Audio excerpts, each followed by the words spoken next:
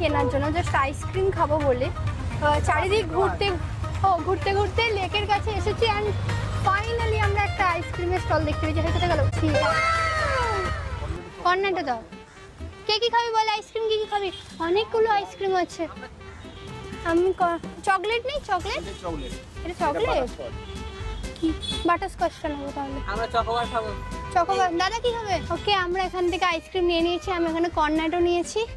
So এবার আমি আইসক্রিমটা খাবো। সত্যি বলছি, এই পুরো ব্লগে আমি এইটার জন্য তড়পাচ্ছিলাম, এটা খাওয়ার জন্য। তোমার ফেলার জায়গা আছে তো? থ্যাংক ইউ কাকু।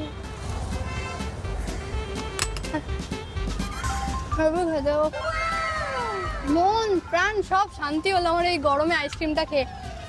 ঠিক আছে, একটু গাড়িটা আমরা সাইড করে নিই, কারণ গাড়ি যেতে অসুবিধা হবে।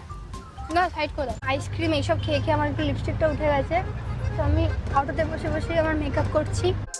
এই আম পান্না, এটা আম পান্না? তাই না, আম পান্না তো ভালো হয়। হ্যাঁ হ্যাঁ, তাহলে 4টে বানাবে। আর কত ভালো লাইফ চাইবো, অটোতে বসে বসে অর্ডার করছি, কাকু আমাকে বানিয়ে দিচ্ছে, নামতেও হচ্ছে না নিচে। এর থেকে সুখের লাইফ আর কি হবে?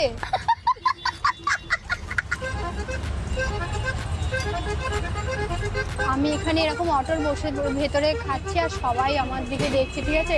ভাবছি কি করছে। আমি লিটারালি প্রতিটা বার আমার এটাই মনে হচ্ছে, জাস্ট ক্যামেরা দেখা একবার, সবাই দেখছে।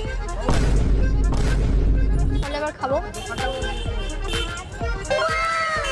হেভি খেতে, হেভি খেতে, সত্যি করে হেভি খেতে।